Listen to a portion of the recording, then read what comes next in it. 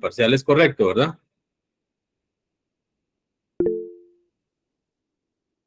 Sí, gracias. Bien. ¿Cómo están? ¿Tienen alguna duda de lo que hemos visto, estimados compañeros? Con toda confianza, por favor, la pueden realizar.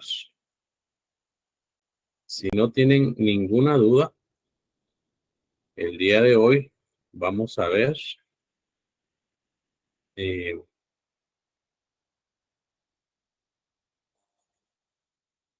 la clase en donde pues obviamente vamos a ver el tema más importante de un juicio ordinario laboral, que es la prueba, ¿ya?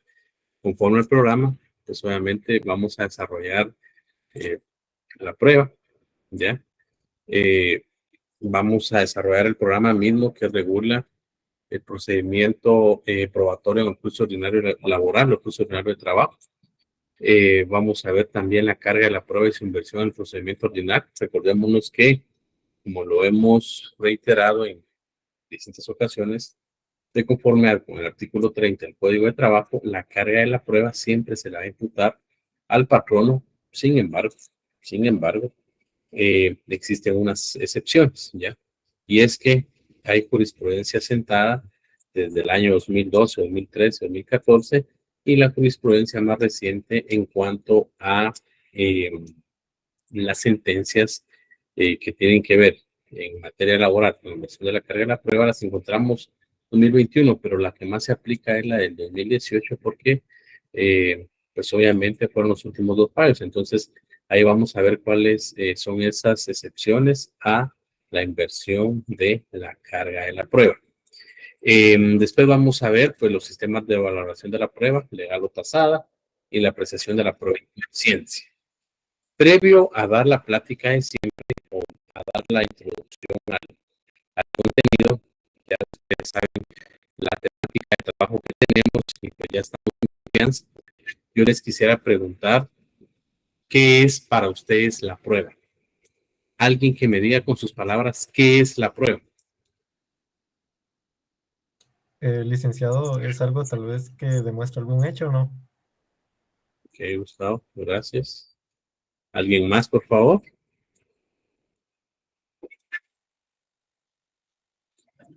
¿Qué es la prueba? Son medios de convicción, licenciado, para demostrar la veracidad de lo que se dice. Ok, adelante, Ingrid. Esos medios de convicción, licenciado, para poder convencer al juez acerca de lo que estamos planteando. Ok, ¿alguien más, por favor? Es el medio por el cual se convence al juez de lo que uno dice. Ok. ¿Alguien más? Quiero escuchar 3 comentarios más.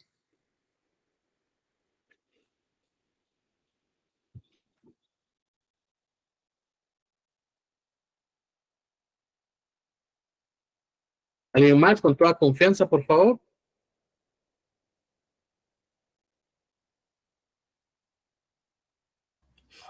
Yo siento que es ese medio por el cual la parte interesada busca convencer al juez de lo que le está planteando, de lo que le está pidiendo, de lo que le está diciendo. Muchas gracias, Ana Lucía. Una última para que quiera participar.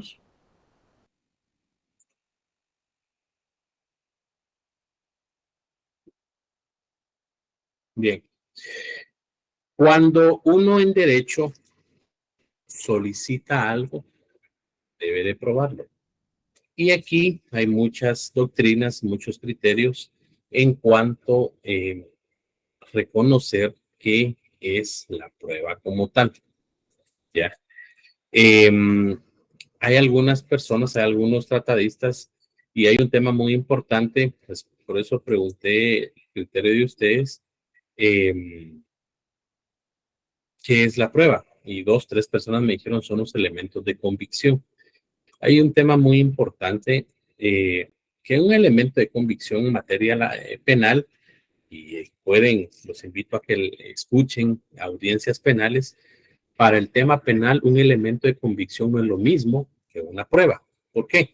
Porque la prueba son esos documentos, son esos elementos, ojo, de convicción, en donde se le hace ver al juez que existen suficientes indicios para que una persona, ¿ya?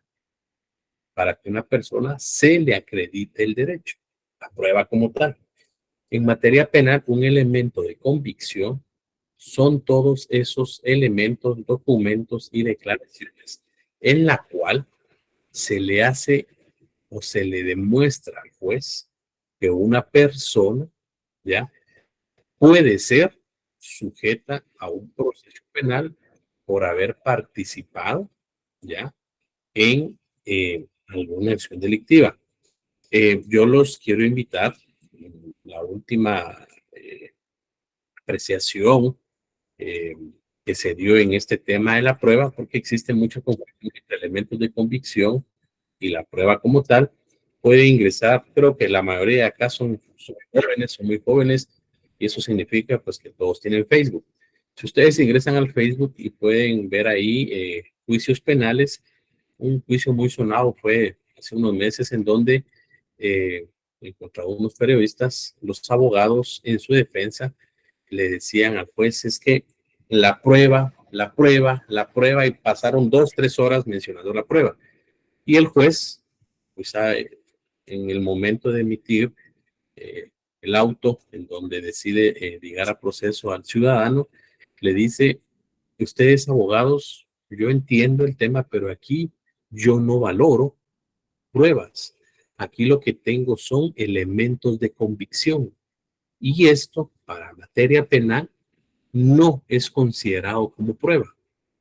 En materia penal, las pruebas se van a diligenciar y se van a dilucidar en un tribunal, ¿ya?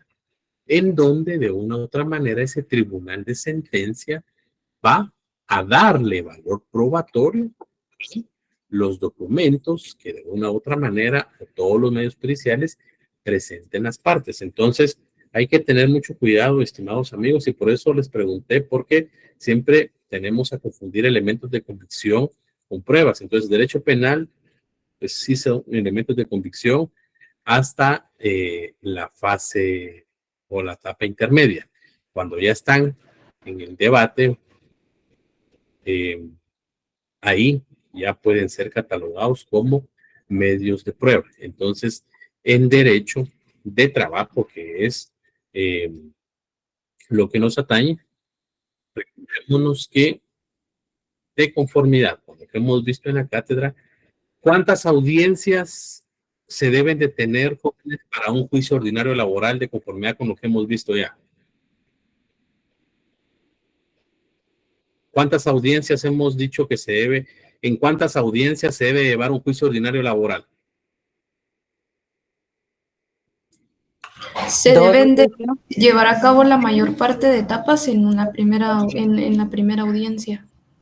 Así es, Ana Lucía, muchas gracias. Gracias, Manuela. Lo ideal sería que en la primera audiencia se diligenciaran todos los medios de prueba. Todos. Ahí atendemos al principio de concentración y al principio de celeridad. ¿Ya? Por eso, ¿se recuerdan ustedes cuando vimos o les enseñé las minutas o una minuta de una demanda ordinaria y de una contestación? Establecimos cuando pasamos a medios de prueba, establecimos los medios de prueba que nosotros proponemos al juzgador para que los mismos puedan ser diligenciados en su momento procesal oportuno, tal y como lo regulan Ana Lucía y Manuela, ¿ya? Y esto no lo digo yo, esto pues obviamente lo regula el artículo 344 del Código de Trabajo. ¿Alguien que me lea el artículo 344 del Código de Trabajo, por favor?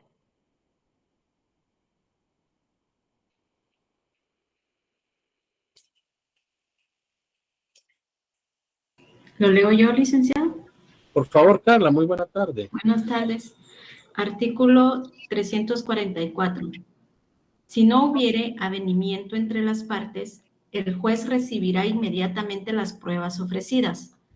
Toda prueba que no hubiera sido propuesta concretamente en la demanda o que no se aduzca igualmente en la contestación, en la reconvención, así como la impertinente o contraderecho, será rechazada de plano. Dentro de las 24 horas siguientes a la audiencia, el actor puede ofrecer las pruebas pertinentes para contradecir las excepciones del demandado, si no lo hubiera hecho antes. En el caso de excepciones interpuestas contra la reconvención, se observará lo dispuesto en el párrafo anterior. Y Carla, le suplico si usted me puede apoyar con leer el artículo 346 en su primer párrafo, por favor. Muy bien. Artículo 346. Todas las pruebas deben recibirse inmediatamente por el juez en la primera audiencia. Para el efecto, las partes están obligadas a concurrir con sus pruebas respectivas. Muchas gracias, Carla. Es decir, cuando ustedes estén diligenciando, estén llevando un juicio ordinario laboral y ustedes propongan como medio de prueba la confesión judicial, que ojo, ya vimos que es la confesión judicial. ¿Se recuerdan qué es la confesión judicial? ¿Alguien que me diga qué es la confesión judicial? ¿Se recuerdan ustedes? ¿Están ahí, jóvenes? Es la declaración de parte, o sea, son las preguntas que responde la parte demandada. Así es, Rosita, muy buena tarde. Es la declaración de parte, ¿ya? Y si nosotros proponemos la prueba de confesión judicial, y si nosotros proponemos o tenemos o hacemos el ofrecimiento de la prueba testimonial, en la primera audiencia le debemos de decir a nuestros testigos que nos acompañen a dicha audiencia, aunque en la misma no se dé el diligenciamiento de dicho medio de prueba, pero de conformidad con el artículo 346 del Código de Trabajo, en la primera audiencia se va a diligenciar ya todas las pruebas que puedan ofrecerse o que se ofrecieron. Por favor, le rogaría a Carla si me puede ayudar con leer el segundo párrafo de ese artículo. Ok. Si en esta audiencia no fuere factible recibir todas las pruebas por imposibilidad del tribunal o por la naturaleza de las mismas, se señalará nueva audiencia que debe practicarse dentro de un término no mayor de 15 días a partir de la primera comparecencia, bajo la estricta responsabilidad del titular del tribunal. Ok, muchas gracias. ¿Por qué creen ustedes que el juez fijó esa segunda audiencia? ¿O por qué el juez? Digo, ¿por qué creen ustedes que los legisladores establecieron que se debía de fijar esa segunda audiencia?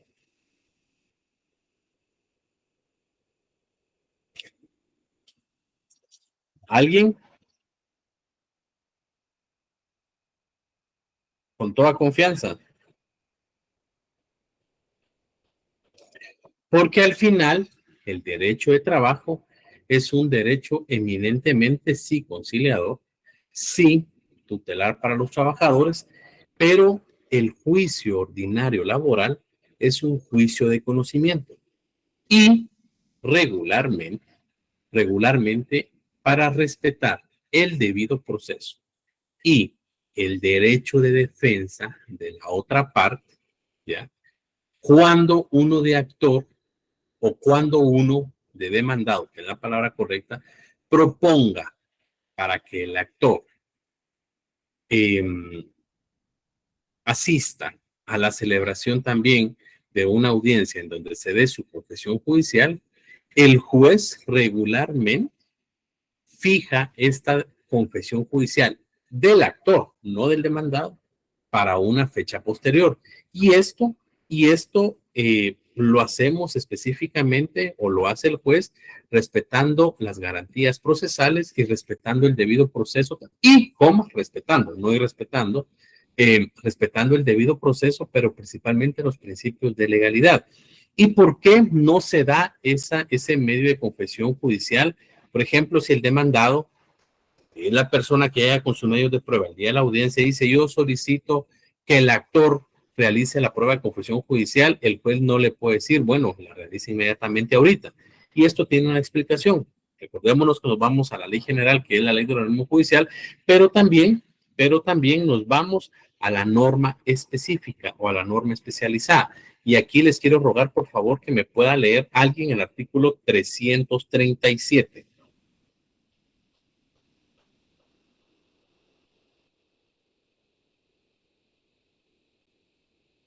Jóvenes, Artículo 337. por favor. Entre la citación y la audiencia deben mediar por lo menos 3 días, término que será ampliado en razón de la distancia. Muchas gracias, Narcés. Es decir, se está citando a la otra parte para que realice la prueba o para que asista a una confesión judicial. Entonces, respetando el principio de legalidad y el principio de debido proceso, por eso es que el juez siempre fija una segunda audiencia.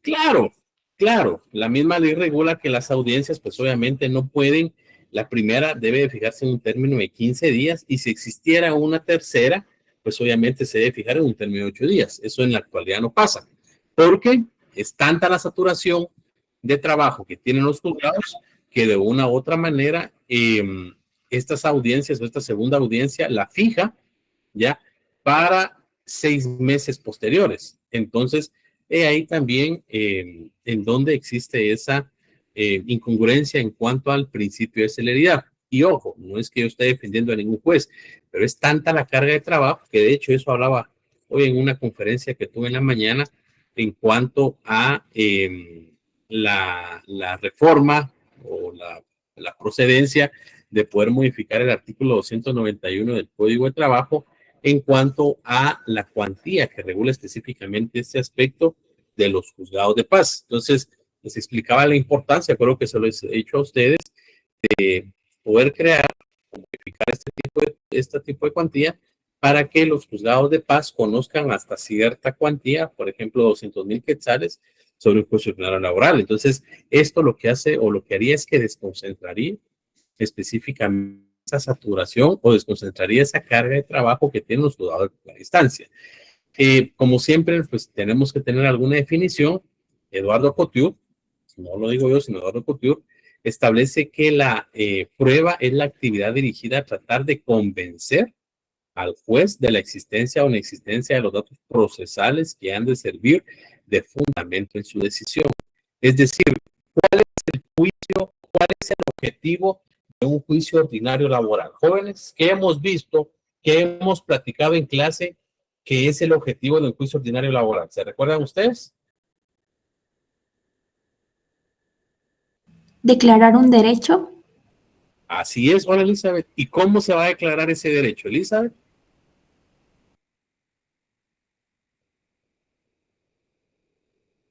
¿Cómo considera usted, Elizabeth, que el juez va a declarar un derecho? ¿Mediante una demanda, licenciado? ¿Mediante la sentencia? Así es, mediante la sentencia. Sin embargo, gracias Ana también, para poder llegar a la sentencia, el juez debe de pasar por una serie de pasos. Es decir, el juicio ordinario laboral. El JOL, como le llamamos, recordémonos que dijimos que es un juicio de conocimiento. ¿Se recuerdan? Van conmigo.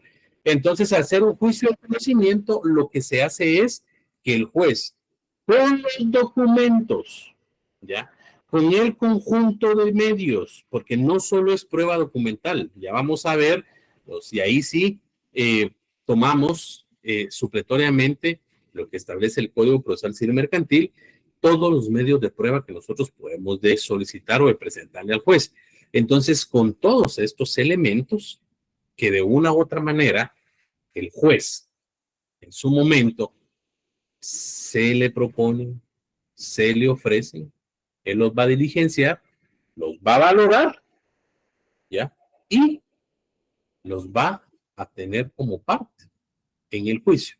Por eso es muy importante que ustedes en el ejercicio de la carrera o del litigio, cuando ustedes consideren que un documento que está presentando la otra parte tiene indicios de falsedad, Por eso es muy importante que ustedes estén atentos y, de conformidad con lo que regula el 186 del Código Civil y Mercantil, puede ser objeto de redarguirlos, es decir, pueden ser impugnados, y eso ya vamos a ver el procedimiento en su momento, ¿ya? Porque el juez le da valor probatorio a esos medios de prueba que de una u otra manera se le propone. ¿Ya? Probar. ¿Qué es probar? Es, en materia laboral, obviamente, o en el juzgado, es convencer al juez. Recordémonos que el juez, por ejemplo, Cristal, gracias Cristal por encender su cámara, que es el juez, desconoce del litigio que tuvo Ceci López y Alan Roberto, ¿ya? Y llega Ceci y le dice, juez, fíjese que Alan me expidió por A, B, C y D. Y Alan dice, bueno, pues eso no es cierto. Entonces, en el momento de la comparecencia, Alan le dice a Cristal, no, juez, yo no la despedí, ella se fue. Y aquí están los medios de prueba. Entonces, con todos los medios de prueba, y con la integración de los principios del derecho de trabajo, del derecho procesal del trabajo, ¿ya? Del control de convencionalidad, que ya lo vamos a ver en su momento, que ya lo van a ver ustedes en derecho internacional, del control de constitucionalidad. Eso me imagino que ya lo vieron, pero ya lo expliqué yo y lo vuelvo a explicar rápidamente. El control de constitucionalidad es ese control que debe de tener el juez, ¿ya? Que debe de tener el juez haciendo una comparación de la norma ordinaria con la norma constitucional, ¿ya? Es decir, si la norma ordinaria regula un aspecto, pero la norma constitucional regula otro, se va a aplicar la norma constitucional. Y si la norma ordinaria regula un aspecto y la norma constitucional regula otra, puede ser expulsado del ordenamiento jurídico. No pierdan de vista que en derecho de trabajo, por el principio de indubio pro operario, que tiene dos condiciones, la norma más favorable y la condición más favorable, ¿se recuerdan de eso cuando lo vimos? Si la norma ordinaria regula mejores aspectos o regula un mejor derecho que la norma constitucional, ¿cuál se va a aplicar? La norma ordinaria. Y si la norma constitucional regula, que es, un ejemplo, 15 días de vacaciones, y un pacto colectivo de condiciones de trabajo regula que es un mes de vacaciones, ¿qué norma van a aplicar? El pacto colectivo. Así es, Manuela, el pacto colectivo. ¿Por qué? Porque es una ley profesional. A eso nos referimos con el control de constitucionalidad, es decir, hacer la integración. Sin embargo, cuando al juez se le pone del conocimiento un juicio o un proceso, él tiene que hacer una integración con algo que se denomina control de convencionalidad, que ya lo hablamos, que tiene dos características fundamentales. Una, que es de oficio, es decir, oficioso, que el juez no se lo tiene que pedir uno. Él, en el análisis, tiene que hacer ese control de convencionalidad, y el control de convencionalidad es simple y sencillo. Es analizar los convenios y tratados que Guatemala ha ratificado en materia de derechos humanos, en este caso en materia laboral, establecerlos con lo que establece la norma ordinaria, y por ser una norma de carácter internacional, que ahí existe mucha discrepancia entre algunos abogados y dicen es que ahí se tergiversa y se quiebra o se queda atrás la soberanía del país. No es soberanía del país, simplemente ese control. Si la norma superior o la norma internacional, el convenio internacional regula algo que sea contrario a los derechos humanos, el juez de oficio tiene que aplicar esa norma.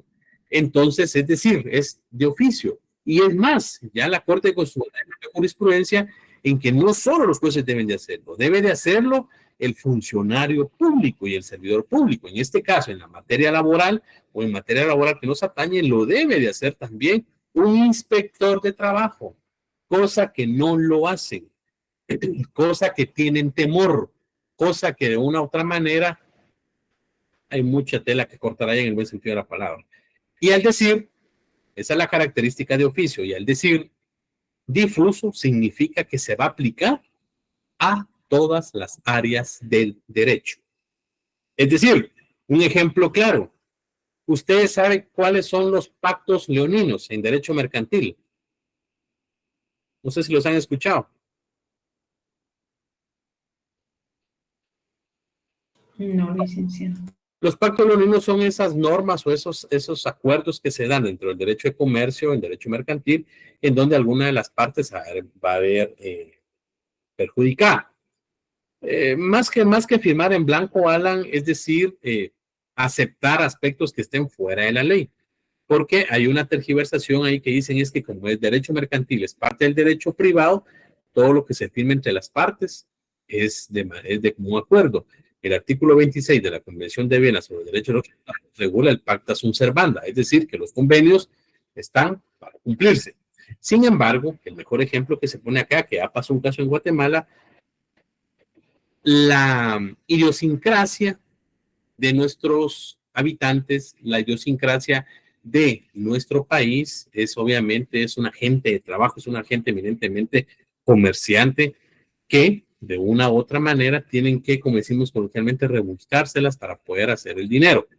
Entonces hubo un caso muy sonado en Guatemala hace unos años en donde ustedes han escuchado los prestamistas o los agiotistas que le llaman. Prestamistas es toda persona que presta un dinero, pero los agiotistas se les denomina coloquialmente a esas personas que de una u otra manera le dicen a la persona, mire, yo le doy, le presto dinero, por ejemplo, sí, Alan, ahí entran las tarjetas de crédito, pero eso es un tema que solo porque no le han querido entrar. Porque en las tarjetas de crédito bien pegaría específicamente un control de convencionalidad.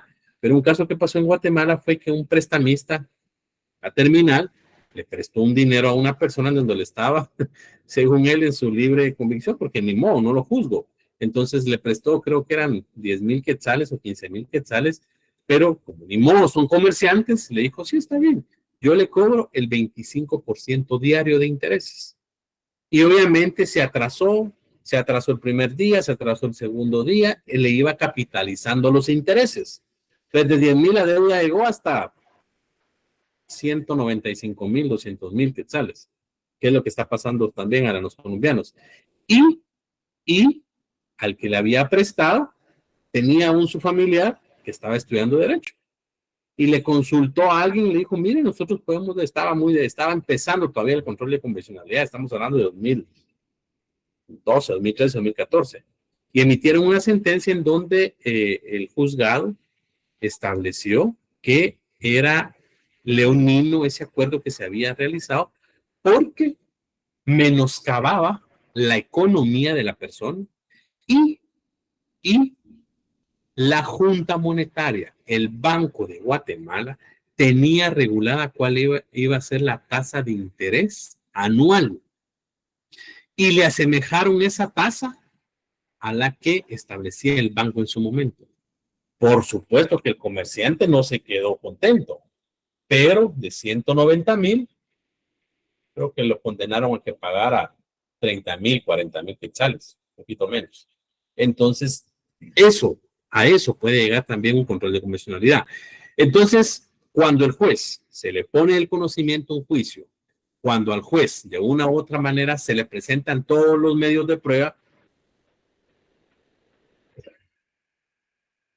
y los mismos son diligenciados, el juez cuando ya realiza el sistema de valoración de la prueba, que ya lo vamos a ver, el juez emite la sentencia.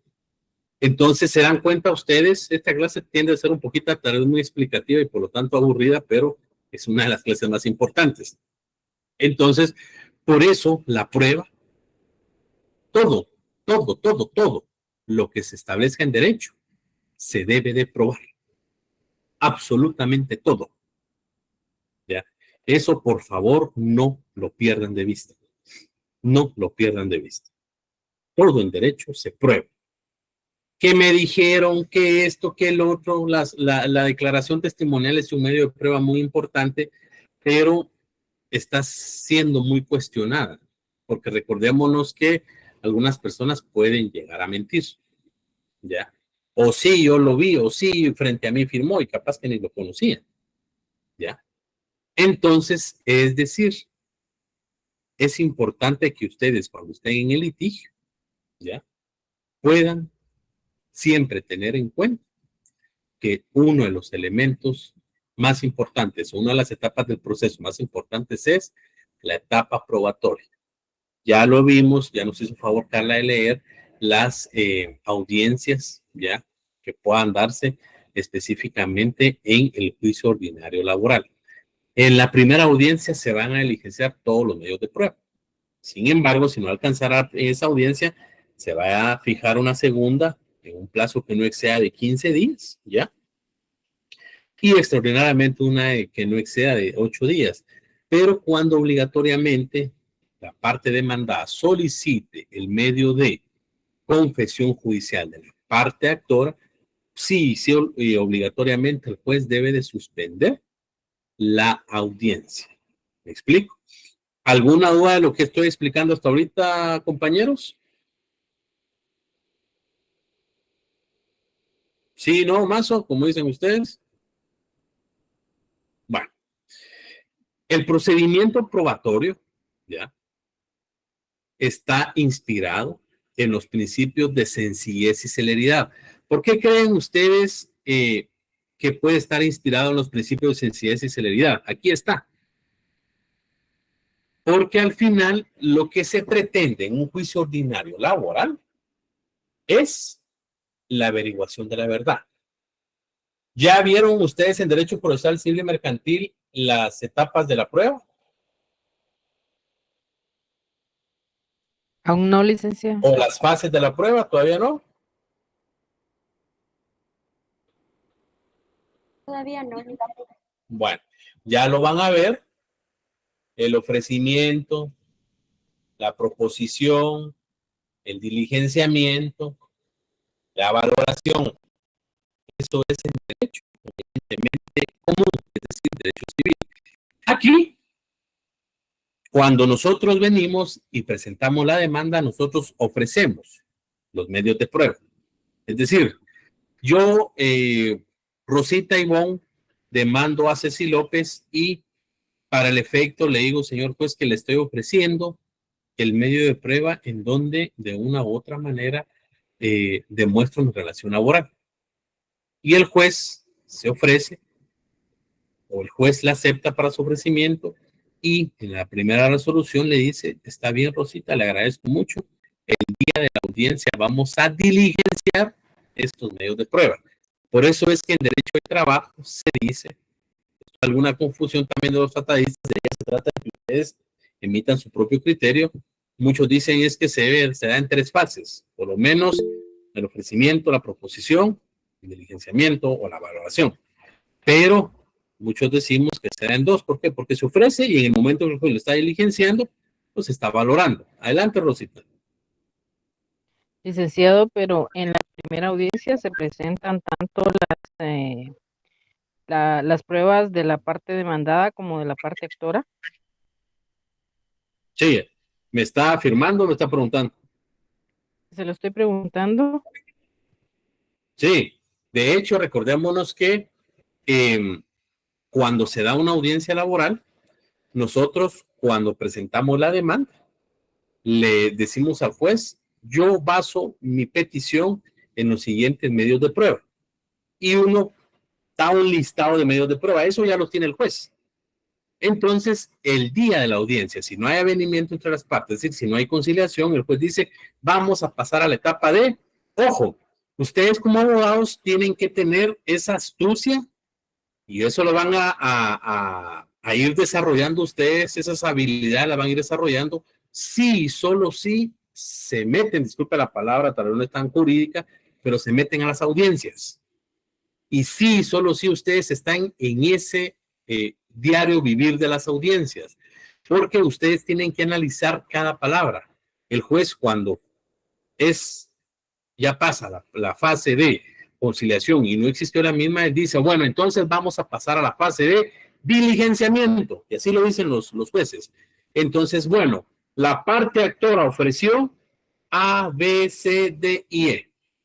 La parte actora ofreció el medio de prueba de confesión judicial de la parte demandada. Para el efecto, tengo el pliego de posiciones o tengo la plica que contiene el pliego de posiciones, que ya lo vamos a ir viendo, medio de prueba por medio de prueba, y el juez viene frente a uno, destapa el sobre, que la plica es simplemente el sobre sellado. Nunca se olviden, por favor, que esas preguntas van firmadas por la persona que demanda, ¿ya? Incluso el juez puede descalificar un medio de prueba, si el pliego de confesión judicial no ha firmado, ya lo vamos a ver en su momento. Entonces, si se ofrece en la primera audiencia, ¿ya? Y desde el momento en que el juez dice vamos a diligenciar, Rosita presentó 25 medios de prueba. Entonces vamos a diligenciar medio de prueba por medio de prueba. Es más, ustedes tienen que ser perspicaces. ¿Y a qué me refiero? Yo hace un tiempo llevé un juicio que de hecho todavía está en la etapa de la sentencia, y yo en la demanda le pedí al juez que la empresa, porque es una empresa de seguridad, y lo digo porque no estoy diciendo nombres, le digo que la empresa de seguridad presente los originales de los recibos que acrediten el pago de las prestaciones irrenunciables y que presente las planillas originales del Seguro Social. Entonces, cuando fue el día de la audiencia, vino la parte demandada y simplemente llevó fotocopias.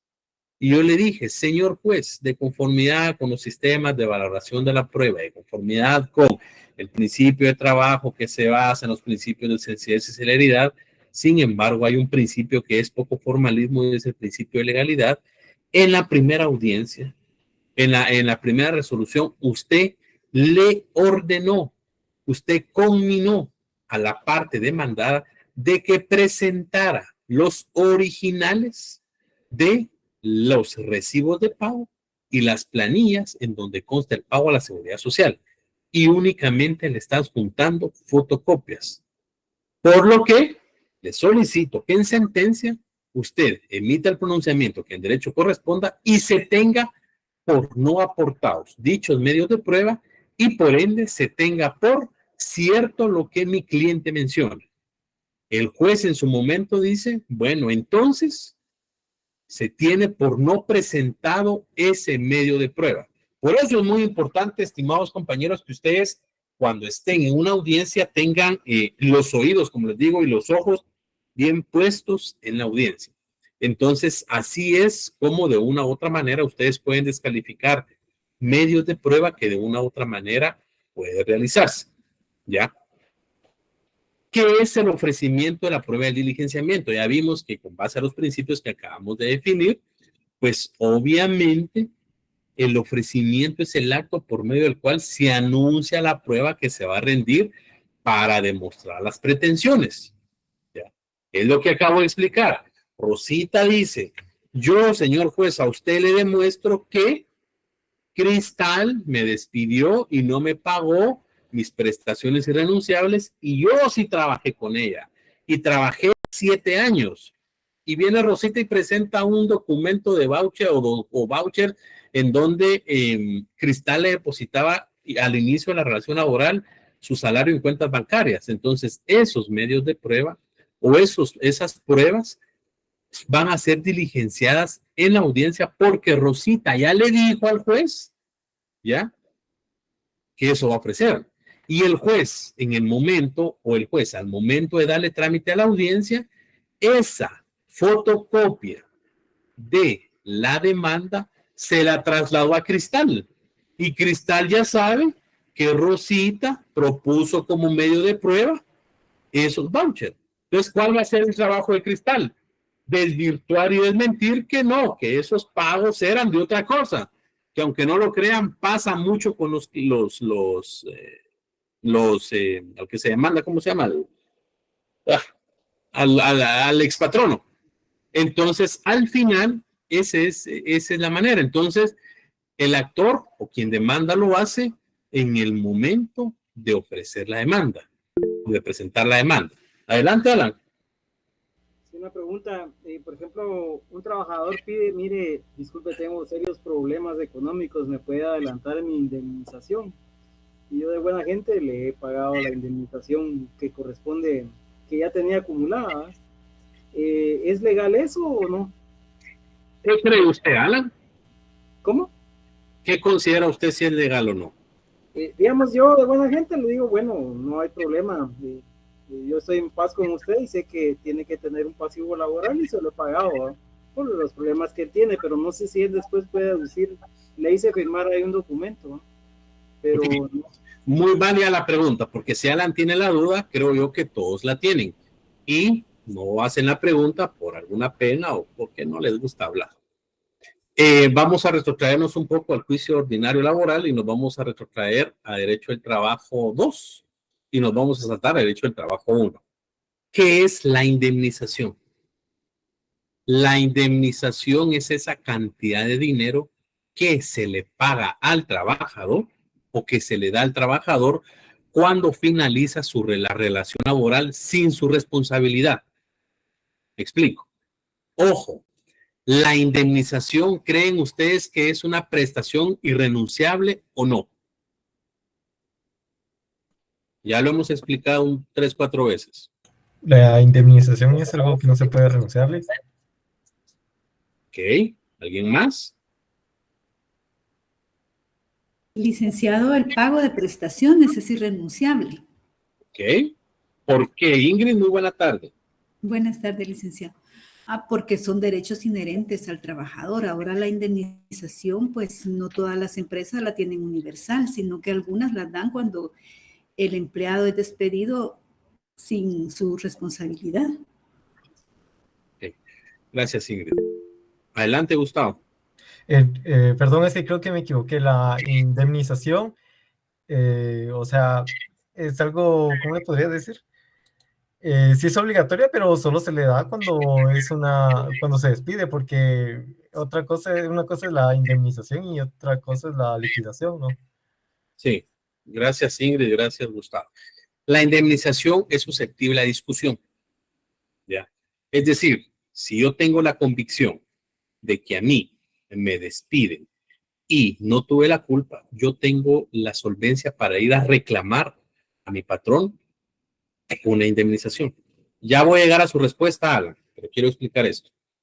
Entonces, a menos de que en un pacto colectivo hay condiciones de trabajo o en un acuerdo de junta directiva, como lo regulan algunas juntas directivas de instituciones autónomas, regula que existe una indemnización universal, es decir, que ya sea que se despida al trabajador o él renuncie, se le va a pagar la misma. Todo aquello que sea sujeto de un despido, si no existe un pacto colectivo o un documento que mencione el pago de la indemnización, es sujeto a verificación quién tuvo la responsabilidad. Entonces, ¿qué es lo que pasa? ¿Qué es lo que pasa? Alguien que me lea el artículo, primero el artículo 82 del Código de Trabajo, por favor.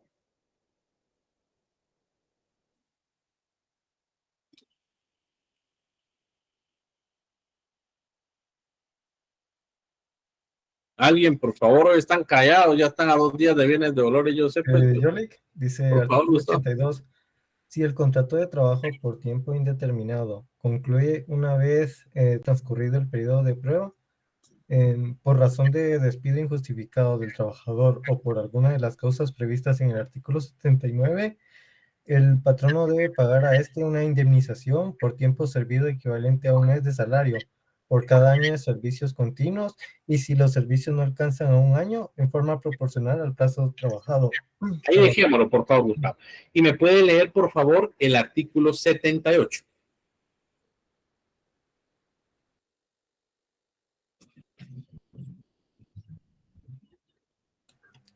Artículo 78. La terminación del contrato de trabajo conforme a una o varias de las causas enumeradas que el artículo anterior surte efectos desde que el patrono lo comunique por escrito al trabajador indicándole la causa del despido y este cese efectivamente sus labores pero el trabajador goza del derecho de emplazar al patrono ante los tribunales de trabajo y previsión social antes de que transcurra el término de prescripción, con el objeto de que pruebe la justa causa en que se fundó el despido. Si el patrono no prueba dicha causa, debe pagar al trabajador A, las indemnizaciones que según este código le puede corresponder, y B, a título de daños y perjuicios, los salarios que el trabajador ha dejado de percibir desde el momento del despido hasta el pago de su indemnización. ¿Hasta qué? Hasta un máximo de 12 meses de salario y las costas judiciales. Ok, gracias, Gustavo. Es decir, el artículo 82 que Gustavo nos hizo favor de leer tiene dos condiciones. Una, que se dé el despido injustificado. Y la segunda, que concurran las causas del artículo 79 del Código de Trabajo. Es decir, cuando pueda darse específicamente un despido indirecto. Después de esos aspectos, si no hay ninguna causa regulada, ¿qué es lo que va a pasar, Alan? Que si su trabajador lleva 10 años trabajando con usted y usted de buena onda o de buena gente le paga año con año la indemnización o cada 3 años, si en el momento que usted lo despida a los 10 años, él lo va a demandar por 10 años de indemnización, el juez lo va a condenar a usted por el pago de 10 años de indemnización. Porque la indemnización no es algo que se deba ir pagando año con año. La indemnización está sujeta a. Imagínense si ella va trabajando 15 años y el trabajador comete una acción que es susceptible de despido, usted no tiene que pagarle ninguna indemnización. O imagínese, Alan, que usted dice, buena gente, yo le di esto, yo le di el otro, le indemnicé cada 2, 3 años y me paga de esta manera. Su suerte. Porque la indemnización, tal y como lo decía Ingrid, tal y como rectificó Gustavo, la indemnización no es un derecho irrenunciable. La indemnización sí es un derecho que le corresponde al trabajador cuando finalice la relación laboral sin su responsabilidad. Pero si usted, yo se los digo con propiedad, disculpen la modestia, porque yo asesoro a un grupo, algunos de mis clientes que son comerciantes natos, que son comerciantes eminentemente, algunos de la terminal, otros que venden muebles, mueblerías, y ellos con tal de que no se les junte la indemnización, me dicen, Lick, año con año yo los indemnizo. No lo haga, le digo. Un caso de un cliente donde yo me conoció, lo asesoré y me dice, mire, Lick, me trajo todo su pasivo laboral, todo el tema de las planillas laborales. Y estos documentos de que son, es que es de la indemnización que le pago año con año. Y llevaba un trabajador con él 18 años y lo fue a demandar 18 años. ¿Ya? O sea, lo fue a demandar por los 18 años. ¿Y qué creen que hizo el juez? Me lo sentenció al pago de la indemnización por 18 años. Entonces, si usted le paga esa indemnización, Alan, téngalo por seguro que el juez lo va a sentenciar. No sé si quedó clara su respuesta. La respuesta. Sí quedó claro. Lamentablemente hay gente que es aprovechada, ¿verdad? Y uno los trata de ayudar, ¿verdad? Entonces, ahorita voy a Delia, no es que sea, y ahí esto es una reflexión personal, Alan, y ahí no difiero yo o difiero con usted si es aprovechado o no es aprovechado, es un derecho. O sea, no se trata de que yo lo hice de buena fe, usted irá a este link porque no, ese es un derecho. O sea, y la norma es clara. Perdón el ejemplo que voy a poner, pero es como la relación sentimental. Yo siempre hago ese tipo de comparaciones. Ustedes no han escuchado que cuando una pareja se deja, ya sea el hombre o la mujer, dicen, es que le di, es que hice, es que esto, es que el otro, ¿y cómo me paga? O sea, no era una relación contractual. Simplemente los dos estaban ahí porque querían. Y no tiene por qué decirse cómo paga el otro. Al final es libre albedrío. ¿Me explico? Entonces, ahí sí difiere un poco lo que usted dice, Alan, de hay gente aprovechada, ¿no? Es un derecho. Y si el otro es aprovechado, usted tiene que ser conocedor de la ley y decirle, mira, papaito, yo te entiendo y de verdad es como si regalas un anillo de oro a tu pareja sentimental y luego, vamos, esto está interesante. Es como si regalaras un anillo de oro a tu pareja sentimental y luego rompe y se lo pides de regreso. Así es.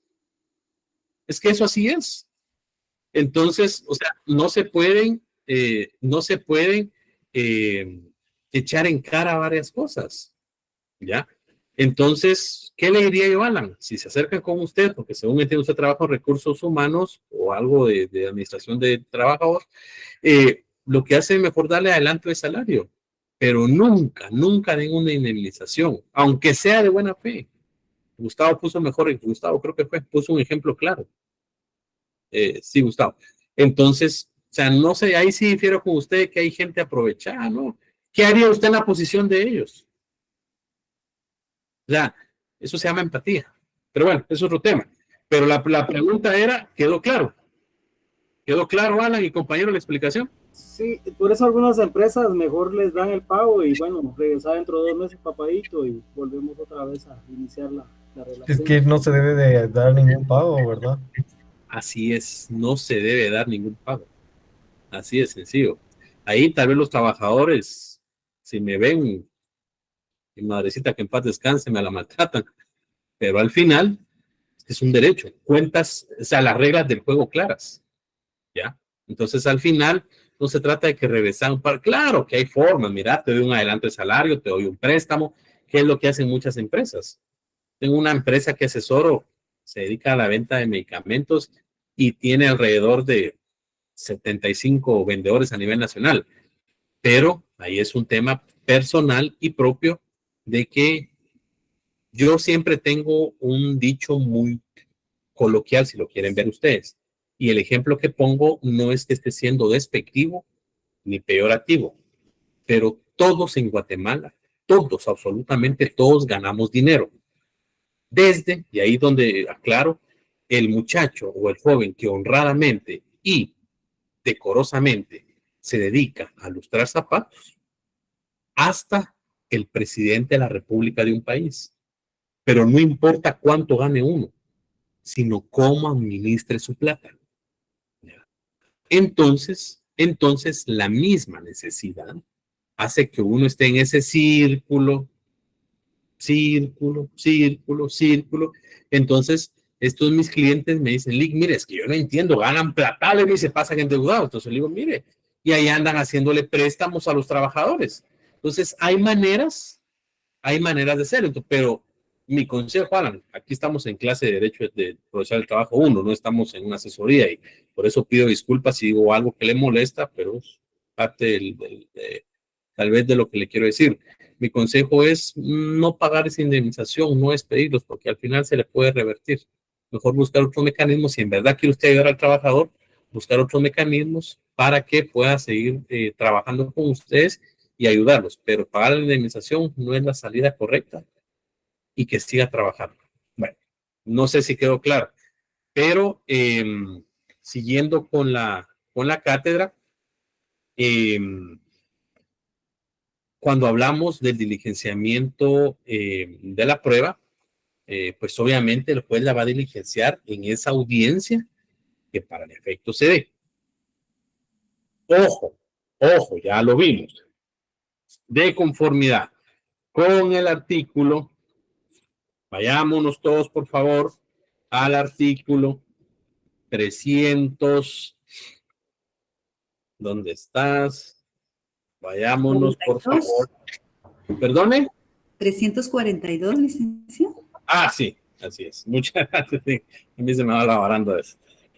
Cuando hablamos del 300, las excepciones perentorias, es decir, cuando presentamos ya sea excepciones perentorias o dilatorias, también se demuestra específicamente con pruebas dichas excepciones. ¿Y qué tiene que hacer la otra parte? Demostrar dentro del plazo de las 24 horas que no es cierto lo que la parte mencione. De esa cuenta, ya lo hemos visto. Alguien que me lea, por favor, el segundo párrafo del artículo 344. Segundo y tercer párrafo. ¿Lo leo, licenciado? Por favor, Carlos. 344. Ajá. Dentro de las 24 horas siguientes a la audiencia, el actor puede ofrecer las pruebas pertinentes para contradecir las excepciones del demandado, si no lo hubiere hecho antes. En el caso de excepciones interpuestas contra la reconvención, se observará lo dispuesto en el párrafo anterior. Es decir, 24 horas. Aquí hay una pregunta que ojalá a ustedes nunca les pase, pero muchos abogados litigantes tienen la confusión o tienen la creencia o la vehemencia de que este párrafo solo es para las excepciones dilatorias. Dicen, es que el artículo 344 es claro para las excepciones dilatorias, pero ¿cuál es el plazo para presentar las excepciones o presentar las pruebas de las excepciones perentorias? El mismo, les digo, no, porque no lo regula. Entonces les digo yo, lean. Dentro de las 24 horas siguientes a la audiencia, el actor puede ofrecer las pruebas pertinentes para contradecir las excepciones del demandado. Es decir, excepción dilatoria y excepción perentoria. Entonces, cuando ustedes, porque existe mucha confusión, el artículo 343, en su último párrafo, regula las excepciones perentorias y las nacidas con posterioridad a la contestación de la demanda o de la reconvención se resolverán en sentencia.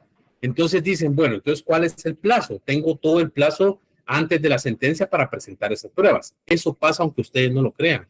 No, solo tiene 24 horas. No sé si me explico, no sé si quedó claro eso que acabo de explicar.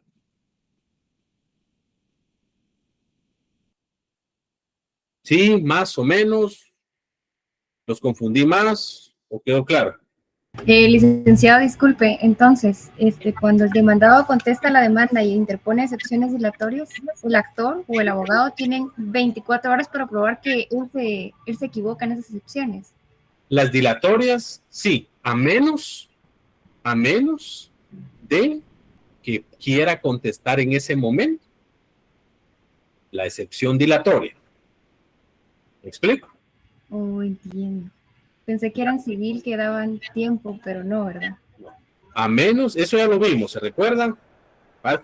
Está bien que lo pregunten, pero me hacen pensar que solo me siguen la corriente en las clases. ¿Qué establece el artículo 343, Norelki? ¿Podemos leerlo? Ok, el juez debe resolver en la primera comparecencia las excepciones dilatorias, a menos que al que corresponda oponerse se acoja a lo dispuesto en el segundo párrafo del artículo siguiente, lo que será constar, en cuyo caso el juez suspenderá la audiencia y señalará otra para la recepción de las pruebas pertinentes y la resolución de las excepciones. Ok, ¿y cuál es el segundo párrafo del artículo siguiente? Dentro de las 24 horas siguientes a la audiencia, ok. El ¿Ya? actor puede ofrecer, sí. Entonces, eso lo habíamos explicado, pero está bien. Entonces, eso es para las excepciones dilatorias. Ojo, puede contestar en ese momento o se acoge al plazo de 24 horas. ¿Me explico? Excepciones dilatorias. Pero ¿qué pasa, Norelki, si le presenta contestación de demanda e interpone excepciones perentorias? ¿En qué plazo debe de oponerse usted para contestar esas excepciones perentorias y presentar las pruebas? 24 horas. Así es. Son 24 horas para ambos. ¿Me explico? Adelante, o sea que sería a excepción de las dilatorias, que esas sí las podemos contestar en el momento de la audiencia. Así es. Ok. Así es. Adelante, Rosita. O sea que entonces ambas tienen 24 horas porque como solo dice en el párrafo excepciones, ¿verdad? Así se contesta, diría el de mente sana, si me fue el nombre. Así es. Muchos abogados tienen esa confusión de que este párrafo solo aplica para excepciones dilatorias. Y me dicen, entonces las excepciones perentorias puedo contestar esa oposición y presentar los medios de prueba incluso hasta antes de emitir sentencia. No, les digo yo, son 24 horas porque el artículo regula, puede O sea, tiene 24 horas para contradecir las excepciones. Eso, por favor, ustedes lo tienen que tener muy claro. ¿Vieron, jóvenes? Y si no les queda claro, no tengan pena, pregúntenme, que para eso estoy aquí, para explicarles. ¿Quedó claro? Sí, licenciado. Bueno. Lo que voy a decir está por demás, pero obviamente no existe un término de recepción de prueba en el Código de Trabajo porque ya lo hemos visto. El artículo 344 indica que si no existe avenimiento, es decir, si no existe conciliación, el juez inmediatamente ya recibe las pruebas ofrecidas. ¿Ya? Entonces, quisiera por favor que alguien, y volvamos a leer el artículo 346, sin embargo, leamos el 1, 2, 3, 4, quinto párrafo.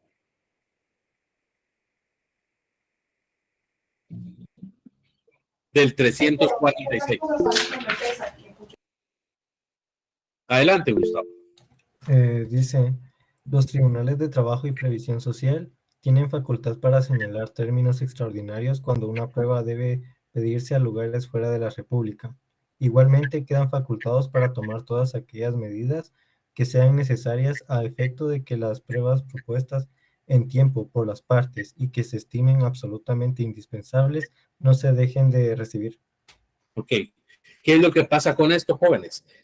Ya leímos el 346. Las pruebas se deben de rendir inmediatamente. Si no alcanzar el plazo, si no alcanzar el tiempo, por ejemplo, si se pide la prueba de confesión judicial por parte del actor o de parte del actor, el juez en un plazo que no exceda de 15 días, cosa que no es así, sino se van hasta 6, 7 meses, va a fijar esa audiencia. Supongamos que no alcance el tiempo, no fuera suficiente, puede, dentro de los 8 días siguientes, como lo establece la norma, fijar una tercera audiencia. Pero sí se debe de solicitar una prueba que venga fuera de la República, puede fijarse una cuarta audiencia. ¿Me explico? Cosa que no pasa, pues, porque regularmente en 2 audiencias se va y si se pide una prueba del extranjero, se da en una tercera audiencia. Pero supongámonos que sí se cumplieron con las 2 audiencias ya que regula el 346. Ustedes se preguntarán, ¿el juez puede fijar una cuarta audiencia? Claro que lo puede hacer, porque la misma norma regula. Los tribunales de trabajo y previsión social tienen facultad para señalar términos extraordinarios. ¿Me explico? Esa es pregunta de privado, pregunta de la vida. Adelante, Carla. Digamos que entonces específicamente no dice cuarta audiencia, sino son esos términos extraordinarios. Así es, Carla. Esos términos extraordinarios. Supongamos, ¿por qué no es cuarta audiencia? Porque supongamos que en la primera audiencia se hace el diligenciamiento de las pruebas. Ya, pero en la segunda audiencia se va a dar el diligenciamiento de la parte actora, es decir, de confesión judicial. Entonces, solo en 2 audiencias se podría dar, pero resulta que la parte demandada solicitó que ese juez diligencie un medio de prueba que viene del extranjero. Entonces, el juez ahí va a decir, como viene el extranjero, entonces se nos van a ir más o menos unos 3 meses en que venga. Entonces, el juez fija una siguiente audiencia, que en la práctica de ese caso no sería una cuarta audiencia, Carla, sino sería una tercera. ¿Me sigue la secuencia? Sí, digamos que sería, como usted mencionó, cuarta, me imagino que es tercera o cuarta, ¿verdad? Así es. Yo mencioné cuarta porque les dije, supongámonos que ya se dio la primera audiencia, supongamos que ya se dio esta segunda audiencia, el plazo de un término de 15 días, no mayor, ya se dio una tercera audiencia en un término no mayor de 8 días y se va a una cuarta audiencia, pero regularmente por eso regula, tienen facultad para señalar términos extraordinarios, que incluso puede dar hasta 6 meses, en 6 meses lo vuelve a citar. ¿Me explico? Entonces, así es como funciona esto. No sé si está claro. Sí, licenciado. Perfecto. La carga de la prueba y su versión al procedimiento laboral. ¿Qué es la carga de la prueba, jóvenes? Licenciado, la carga de la prueba es la persona que debe de demostrar que pasó algo, por decirlo así, que aquí la carga de la prueba la tiene el patrón, no. Así es. En derecho, si Gustavo me dice, bueno, es que nadie tiene encendida su cámara porque les da pena, pero alguien que la encienda, solo les voy a poner un ejemplo, alguien, cualquiera. Bueno, gracias, Alan. Si yo le digo a Alan, Alan, ese tablero que está ahí sosteniendo esas hojas con esos clipitos es mío, ¿qué va a decir Alan? Bueno, si es suyo, demuéstrenme que es suyo. ¿Y cómo voy a demostrar yo que es mío? ¿Ya? Con la factura. Si yo le digo, Carla, esa blusa que usted carga es de mi hermana, me va a decir, Carla, bueno, demuéstrame, pues esa ya la compré en, no sé, a las mujeres que les gusta ir a meterse a los centros comerciales, en tal lugar. Entonces yo tengo que demostrar que ese tablero y esa blusa me pertenecen, no a mí la blusa, sino a mi hermana, porque yo lo compré. En derecho del trabajo, alguien que me lea el artículo 30 del Código de Trabajo, por favor.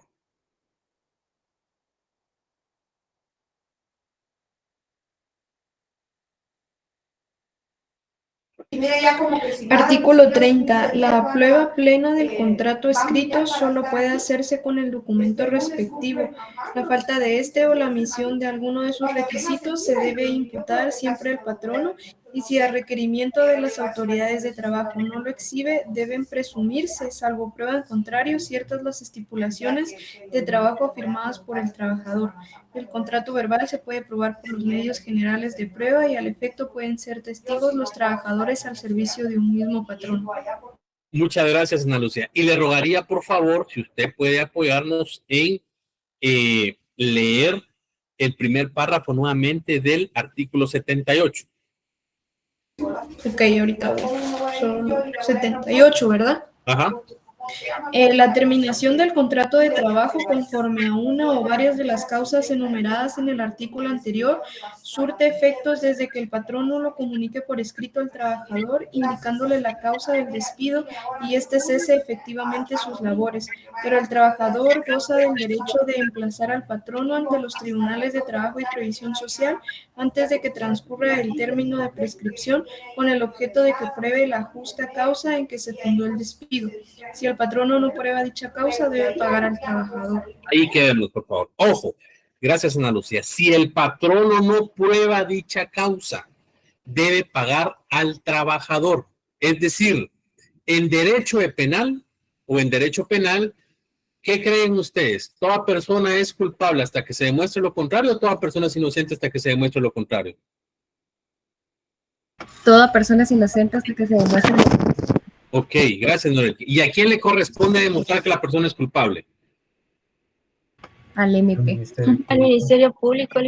Así es, Manuela. Entonces, en derecho de trabajo, toda presunción o toda pretensión se presume que es si el patrono de una u otra manera ya no demuestra lo contrario. Por eso ustedes cuando estén en audiencias van a escuchar que a veces hablan aforismos latinos, no es que estén en trance los abogados, pero con tal de lucirse, y aquí yo les puse uno que es el actor incubit unus probando, que significa al actor le incumbe la carga de la prueba. Es decir, de esto se advierte que regularmente, como lo decía, si yo le digo a Alan, ese pizarrón es mío, y si le digo a Carla, esa blusa es de mi hermana, yo debo de probarlo, ¿ya?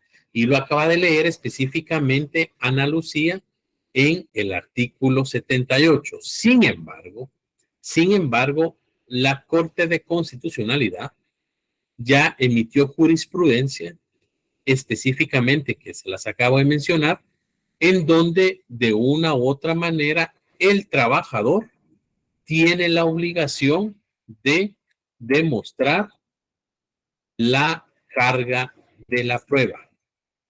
Y se va a dar específicamente en estos casos. Eso ya lo hemos visto, se recuerdan ustedes, ¿ya? La carga de la prueba va a corresponder al trabajador cuando se deba de establecer, o le está diciendo que existe una relación de trabajo, cuando reclame el pago de las horas extras y las ventajas económicas. Y esta inversión de la carga de la prueba únicamente se va a aplicar para probar la justa causa del despido. ¿Cuál es su fundamento legal? Las sentencias 1474-2012, 2848-2017, 1932-2018 y 3224-2018. Cuando ustedes planteen una demanda, debe de ir bien planchadita en el buen sentido de la palabra y deben de acreditar que existe una relación laboral. En esos únicos 3 casos, el trabajador tiene la inversión o tiene que dar la carga de la prueba. En el resto, es el patrón el que la debe de demostrar. ¿Me explico? ¿Ya apuntaron eso? Porque lo van a quitar.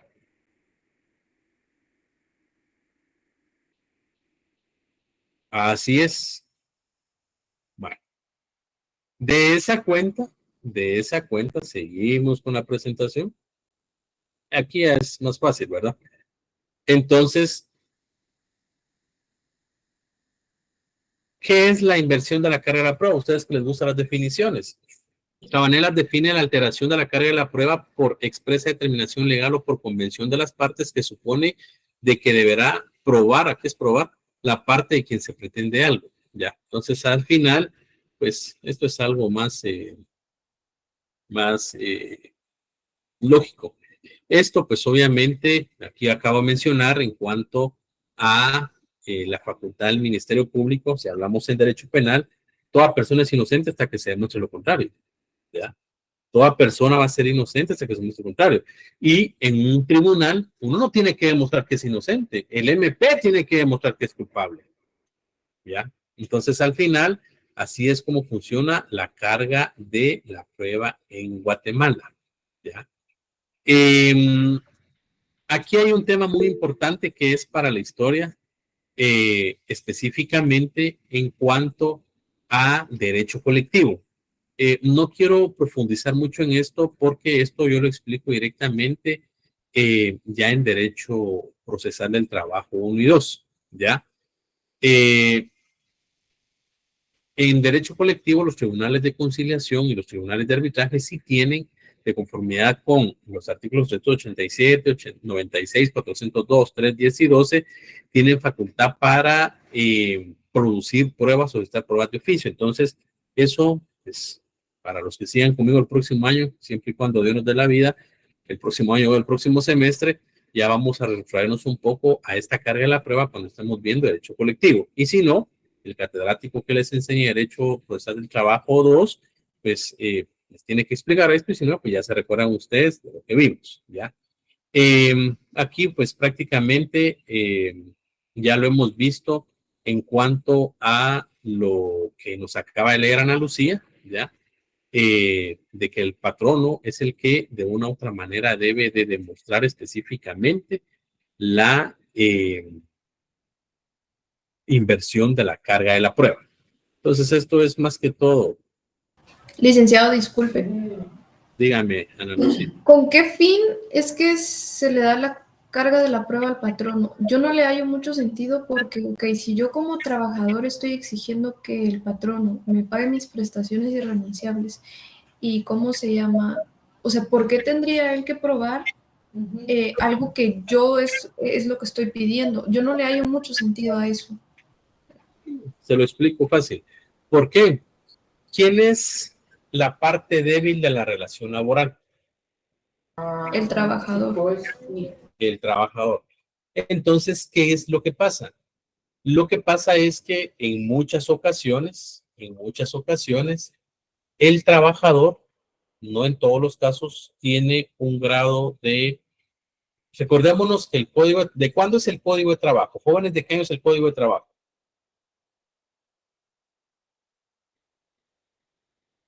¿Se recuerdan que ya lo vimos? 1961. Entonces, al final, recordémonos que si nos trasladamos a esa época, la mayor cantidad de trabajo que había en esos aspectos era un trabajo agrícola, ¿ya? Y, porque así era nuestra idiosincrasia, el grado de escolaridad de nuestra gente o de nuestros ciudadanos no era tan avanzada como ahora. Sin embargo, aunque haya ido evolucionando los niveles de estudio, siempre por esa compensación o por esa carga o por esa descompensación, que es la palabra correcta entre patrón y trabajador, hay patronos que hacen firmar documentos en blanco a los trabajadores que el trabajador, de una u otra manera, por confiado, o como decía Alan, yo le pago la indemnización al trabajador y me paga mal. Entonces, al final, es obligación del patrón decir, mire, sí, yo tuve una relación laboral con él, pero no es cierto todo lo que él dice, porque yo ya le pagué, ¿ya? Y de conformidad con el artículo 102 del Código de Trabajo, y de conformidad con las obligaciones que tiene el patrono, artículo 61, 60, no lo tengo claro ahorita, la obligación de enviar el informe patronal. Entonces, yo puedo llegar y decir, sí, mire, él me debe. Pero, ¿qué es lo que pasa? Muchos patronos no tienen ese orden correlativo de guardar documentos. Aquí pasa mucho el trabajo a confianza. Trabajas conmigo, pues, y ahí te pago y no firmamos recibos nunca. Entonces, por eso es que muchos patronos a veces se ven afectados también porque no tienen documentos que acrediten que le pagó al trabajador ciertos derechos. ¿Y qué es lo que hace el juez? Condenarlos. Entonces, ¿cuál es el sentido de esta Ana Lucía? El trabajador nunca, o sea, no todos, pues, Alan, me imagino que es trabajador también, pero también es patrono. Él guarda todos sus documentos y todos los documentos contables de lo que paga y lo que le pagan. Pero hay pocas personas, muchos trabajadores, con sinceridad, y no me lo contesten, pero háganse el examen ustedes. ¿Cuántos de ustedes guardan las facturas de lo que consumen? Amigos míos, abogados tributaristas, ¿ya? Piden la factura y en el momento la rompen y la tiran. ¿Por qué no lo guardan? ¿Para qué me va a servir? Entonces, regularmente ningún trabajador guarda esos documentos. Entonces, ¿cuál es el sentido de esto, Ana Lucía? Uno, principio de tutelaridad. El trabajador, si el trabajador dice que no me pagaron, se entiende que no le han pagado hasta que se demuestre lo contrario. No sé si me explico. Sí, la verdad es que me aclaró bastante porque sí tenía esa confusión. Yo no hallaba sentido y decía, siento que no es que sea algo ilógico, pero tal vez no lo había visto desde el punto de vista en el que lo está explicando usted. Así es. Entonces, si yo vengo y le digo, bueno, Ana Lucía, supongamos que usted está ahorita sentada en una computadora. Yo le digo, Ana Lucía, esa computadora es mía. O supongamos que carga un reloj. Ese reloj es mío. Y usted me dice, bueno, si esto yo lo compré a bisacotas o yo lo compré a contado. Y aquí está la factura. Demuéstrame usted que es suyo. Pero si viene Ana Lucía y me contrata a mí en relación laboral, le digo, pues Alan, Ana Lucía me contrató a mí. Ana Lucía me trataba A, B, C, D y nunca me pagó. Y Ana Lucía, así como Alan, me pagaba mi indemnización todos los años. ¿Ya? Entonces viene Ana Lucía y me dice, bueno, pues Alan, Jesús es un mentiroso. Aquí está en donde me firmó que yo le pagué. Y aquí está el cheque. Entonces, ¿qué va a decir el juez? Bueno, Jesús, entonces, ¿qué está alegando usted? ¿Me explico? Entonces, así es como, de una u otra manera, funciona este tema de inversión de la carrera de prueba. Regularmente es para que de una u otra manera existan reglas claras. ¿Que hay dificultades en la inversión de la carga de la prueba? Claro. ¿Qué es lo que pasa mucho en los tribunales? Incluso en la Inspección General de Trabajo. Que por esas hojas en blanco que firman los trabajadores, por esa necesidad, llegan los patronos y dicen tranquilos y campantes. Y todavía mis colegas, que yo respeto mucho, pues, pero yo no comparto eso, aunque saben algunas veces que el documento puede ser susceptible de una impugnación por no ser cierto lo que establece ahí, los propios abogados dicen, mire, ya le pagó. Entonces, ahí implica el aforismo que no todo lo justo es legal ni todo lo legal es lo justo. Pero si nuestro cliente dice, no me pagaron, uno le tiene que quedar al cliente. ¿Ya? Entonces, al final, esos documentos pueden ser objeto de impugnación. No sé si quedó claro, Ana Lucía y compañeros. Sí, licenciado, gracias. Ok. Entonces, ¿cuál es la conclusión de estos medios de prueba? Claro, son susceptibles por todos los aspectos que hemos visto, porque pueden mentir, porque al final pueden crearse documentos de una u otra manera, pero también por eso está la aplicación supletoria del artículo 186 del Código Procesal Civil y Mercantil, en donde se va a aplicar supletoriamente si de una u otra manera, como acabo de mencionar, existe conocimiento de que esas pruebas no son verídicas. ¿Ya? Hoy llegamos hasta la carga de la prueba. En la próxima clase, que es el día, rectifico, el viernes ya no tenemos clase. Entonces, vamos a ver en la próxima clase, que es, ¿qué? 12 de abril, licenciado.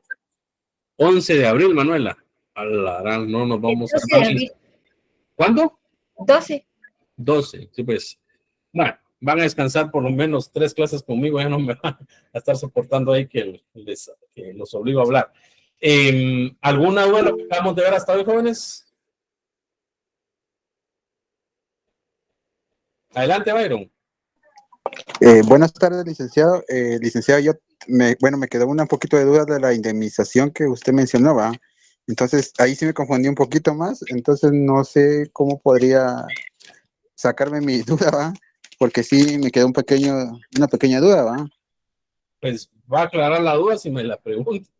Indemnización, o sea, de que como por ejemplo, si una persona la despide con, por ejemplo, su patrono, entonces sí se paga la indemnización. Así es.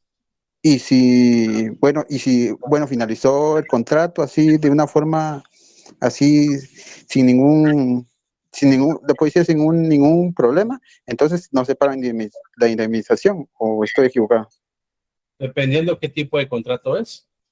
Si es un contrato a plazo determinado, a plazo fijo, se entiende que dentro de la contratación va incluido todo. ¿Ya? Ahora bien, si es una relación laboral que termina por la culpa de Byron, lo pongo como ejemplo, es decir, Byron es el trabajador y Byron tuvo la culpa, ¿usted cree que Alan como patrono tiene que pagar la indemnización? No, entonces no sería justo. ¿Por qué? Bueno, porque sería culpa del trabajador, ¿va? Así Pero es, artículo 77 del Código de Trabajo. Muy bien, Rick, gracias, le agradezco entonces. Ya veo que no había duda, simplemente estaba confundido. Sí, gracias, Rick. Bueno, adelante, Alan. Digamos, yo como patrono quiero despedir a alguien, aunque no haya causa justa, le digo, mira, aquí, anda al departamento de recursos humanos, se van a calcular tu indemnización, te agradezco, no puedes seguir la relación por ya no puedo, se le paga todo y él todavía va a protestar. Uno demuestra que le pagó la indemnización como dice la ley. Él podría alegar algo, el trabajador todavía podría alegar algo.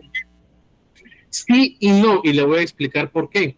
Porque al final, y aquí les quiero establecer esto tiene que ir desarrollándose conforme la legislación vaya avanzando, y ahí es donde viene el control de convencionalidad. No sé si de una u otra manera se ve lo que acabo de proyectar acá. Sí, se mira. Okay. ¿Qué leen ustedes ahí? Es un documento PDF que dice protocolo adicional a la Convención Americana sobre Derechos Humanos. Protocolo de San Salvador, es decir, primero tienen que leer ustedes la Convención Americana de Derechos Humanos para establecer esta convención o protocolo adicional. Va relacionado a la pregunta que hizo Alan. Y aquí regula otros derechos adicionales que se dan en la convención para los seres humanos. Pero vean lo que regula el artículo 7. Condiciones justas, equitativas y satisfactorias. ¿Ya? Entonces, si nos vamos al inciso D, Alan, ¿le puedo rogar si me puede leer el inciso D, por favor? Sí, con gusto. Solo lo voy a recortar para leerlo más grande.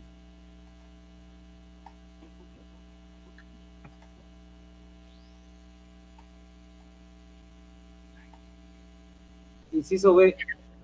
El derecho de todo trabajador a la estabilidad de los trabajadores en sus empleos de acuerdo a las características de las industrias y profesiones y con las causas de justa separación. En casos de despido injustificado, el trabajador tendrá derecho a una indemnización o a la readmisión en el empleo o a cualesquiera otra prestación prevista por la legislación nacional. Así es. Conclusión, Alan y compañeros. Si yo soy el abogado del patrono y él me va a demandar a pesar de que todo lo que le pagué y todavía el abogado laboralista me invoca convenios internacionales, aquí está, señor. La norma regula que tiene derecho a estabilidad y la norma regula tanto la nacional como la internacional que esa estabilidad la va a tener y si finaliza la relación laboral tiene derecho a que se le pague una indemnización o la readmisión y yo le pagué la indemnización. ¿Creen ustedes que hay sentido del juicio? No. Entonces, solo es de que ustedes conozcan las normas. Entonces, si usted, en conclusión, Alan, lo despide y ya no lo quiere seguir teniendo, es pobre para el trabajador, ¿verdad? Pero ahí es donde algunos tratadistas, yo soy laboralista eminentemente, pero no concuerdo con algunos aspectos porque nadie tiene una patente de corso en un trabajo y nada es indispensable. ¿Ya? Entonces, al final, pues a uno lo despiden y si le pagan la indemnización no hay inconveniente. Ese es mi punto de vista. Sí, es que hay algunos abogados que recomiendan mejor no pagar y lo mejor es pagarle y terminar esa relación, ¿verdad? Pero si es tóxica, ya no lo quiere uno ahí. Sí, usted acaba de decir tóxico. ¿Qué pasa en las relaciones sentimentales o de noviazgos? Que van y vienen, que van y vienen, que van a gran parte de esas relaciones tóxicas. Lo mismo pasa con los trabajadores. Lo mismo. Entonces yo, ahí sí soy del criterio con esos abogados. Páguenle y ya. Si el trabajador se porta mal, a menos de que exista inamovilidad. Me explico, pero son otros 20 pesos. La toxicidad es bien complejo, ahí los psicólogos y las psicólogas lo manejan, pero no, ya ustedes van a comprender que al final ustedes sirven como psicólogos también, pero sí, mientras como está la legislación, claro, puede despedirlo y le paga la indemnización. Es que sería feo que el juez lo condene a uno a tenerlo otra vez ahí, ¿verdad? No lo hacen y no hay sentencias, a menos de que exista inamovilidad, que eso ya lo vamos a ver. Si hay un pacto colectivo, si es dirigente sindical, no pretende usted despedir a una persona, Alan, que está en estado, a una mujer que está en estado de gestación. No pretende despedir a una mujer que está en estado, que está en posparto y está en lactancia. Ahí sí, sea el abogado que sea, que me disculpen. ¿Me explico? Entonces, sí, el juez no lo va a obligar pues a que esté ahí con ellos. Pero muy buena pregunta. Y se trae a colación el protocolo de San Salvador. ¿Tienen alguna duda, jóvenes? Con toda confianza. Este protocolo, descárguelo, Alan y compañeros, que les puede servir. Adelante, Norelki. Buenas tardes, licenciado. Solo para que me quede claro. El ofrecimiento de las pruebas de las excepciones dilatorias y perentorias. Por ejemplo, si hoy fue la audiencia y terminó a las 4, entonces tengo de las 4, bueno, de la tarde hasta las 4 del día de mañana para ofrecer las pruebas. Le voy a dar el tip y cuál es el chivo ahí. Cuando el juez accede a darle trámite a la excepción perentoria, siempre va a haber una parte, no sé si estará Marisabel aquí con nosotros, siempre va a haber una parte en donde el juez dice, bueno, siendo las 15 horas con 30 minutos, se resuelve el trámite a la excepción dilatoria, A, B, C y D, y se le notifica a las partes siendo las 15 horas con 30 minutos. Desde ese plazo que se menciona al juez o que se menciona en la audiencia, desde ahí usted tiene sus 24 horas. No, muy buena pregunta, Norelki, no desde que inició la audiencia, no desde que terminó la audiencia, ya, sino desde el momento en que el juez dice, bueno, se te hará la vista para resolver la excepción dilatoria presentada por A, B y C. Y en este aspecto presentará la parte actora hace mención que se acoge al plazo de las 24 horas. Por lo tanto, se suspende la audiencia. Quedan las partes notificadas, siendo las 15 horas con 32 minutos. Su plazo de 24 horas empieza a correr a partir de las 15 horas con 32 minutos, ¿no? ¿Yo? Ok, entonces supongamos que el otro abogado la puso o la ofreció a las 3:33, esa prueba ya no es válida, ¿verdad? La presentó a las 15:33, dice usted. Ajá, exactamente. No, en primer lugar tendría que ir a presentar a los juzgados de paz, porque los juzgados eran a las 15:30 y 15:25 que uno llegue. Uno tiene que rogar ahí a veces, bueno, 15:30 para que la acepten, pero ya no es válida. Tendría que presentarse no se acepta por presentación extemporánea. Entiendo, Pero, muchas gracias. para servirle. Adelante, José.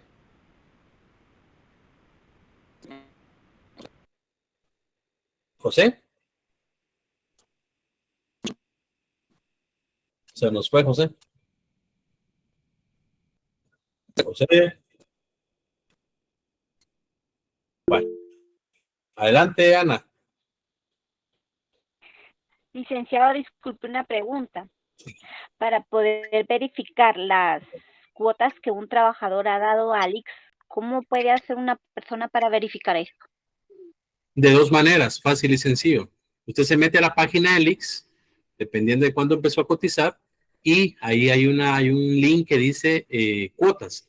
Y usted ingresa su DPI, su fecha de nacimiento, y ahí le va a salir las cuotas. Ahora, si usted quiere establecer específicamente por escrito, vaya a las oficinas centrales del IX. En el primer nivel hay un lugar que se llama CATAFI, que se llama Centro de Atención al Afiliado. Y ahí le van a dar un formulario pequeñito en donde, de una u otra manera, usted lo llena y le preguntan en cuántas empresas ha trabajado. Y ahí se tardan alrededor de 3, 4, 5 meses y un poquito más de darle todo su historial salarial. Pero vaya al primer nivel de oficinas centrales que se llama CATAFI, Centro de Atención al Afiliado. Gracias, licenciado. Disculpe otra pregunta, aprovechando el tiempo. ¿Afecta en algo a los trabajadores que les hagan cambio de contrato, por así decirlo? Pero No. siempre les ponen la misma fecha de ingreso, solo que lo que varía en el contrato es el nombre de la empresa. No, porque ahí aplican los grados de sustitución. Ahí podría haber una solidaridad, una sustitución patronal, pero tendría que verse el caso en concreto, pero no aplica. Que siguen trabajando para las mismas personas, para las mismas empresas, pero que existe una sustitución patronal y de conformidad con ya explicándole. No se afecta. Perdón, licenciada, es que esa era mi duda si les afectaba o no, porque tengo... Yo le quería explicar, pero sí, no les afecta, está bien, no les afecta. Gracias, licenciado. Licenciado. Adelante, hola, José. Hola, ¿qué tal? Es que no servía mi micrófono. Dígame. Con una consulta, licenciado. Fíjese que tengo a varios compañeros. Ahorita no sé si ya he escuchado, bueno, de los compañeros personal de enfermería del Parque de la Industria. Ok. Que justo ahorita, el 31, o sea, en 2 días, termina su contrato laboral. Es personal 182 por contrato. Entonces, mi pregunta es, que acaban de aprender ahorita, dijo que los iban a reinstalar y que no sé qué, pero hasta el momento no hay nada concreto y ya solo faltan 2 días para la terminación de su contrato laboral. ¿Qué procedería ahí, licenciado? Mire, José, esto es así, disculpa. Dale. Se pudiera pedir, bueno, ir a la inspección y solicitar reinstalación o ya sea el pago de todas las prestaciones irrenunciables e indemnización, o cómo sería ahí, licenciado? Aquí hay un tema bien complejo, es una muy buena pregunta y es un análisis que hay que hacer, porque usted me está diciendo, y aquí está tal vez sí confundiendo algunos términos. Le voy a dar la asesoría por lo que conforme usted me está preguntando, pero de conformidad con el manual de clasificación presupuestaria del Estado, existen los renglones presupuestarios y el subgrupo 18 está catalogado como un consultor, está catalogado como un prestador de servicios, como primer punto. Dentro del marco de la ley, dentro del marco de la ley, una persona que está amparada bajo el grupo 18 no tiene carácter de trabajador. Ojo, no estoy hablando de la simulación laboral que se esté dando.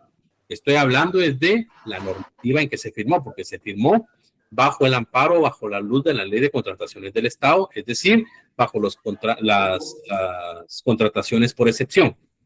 Entonces, desafortunadamente, este tipo de trabajadores o este tipo de personas, porque primero tendrían que acudir a un juzgado laboral para que el juzgado laboral de una u otra manera declare la relación laboral, ¿ya? Y de esa cuenta, después el pago de las prestaciones irrenunciables.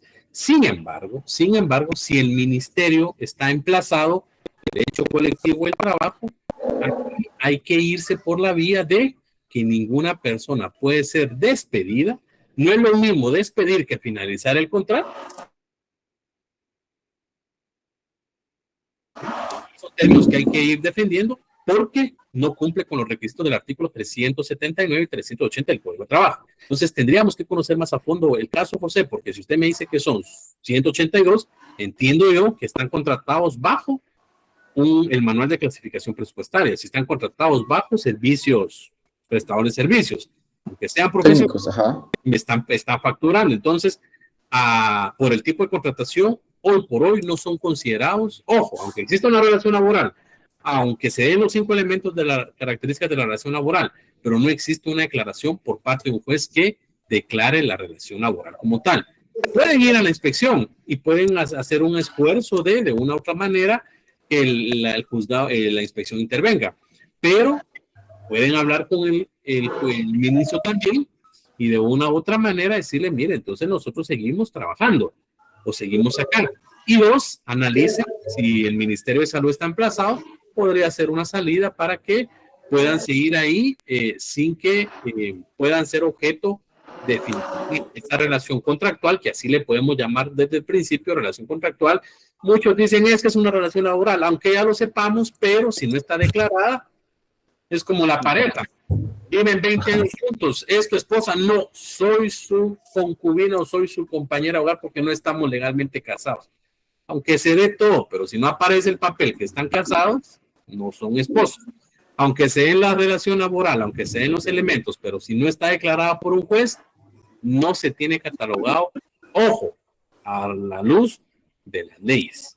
Sí, a la luz de la jurisprudencia. Entonces, habría que ver bien el caso, José.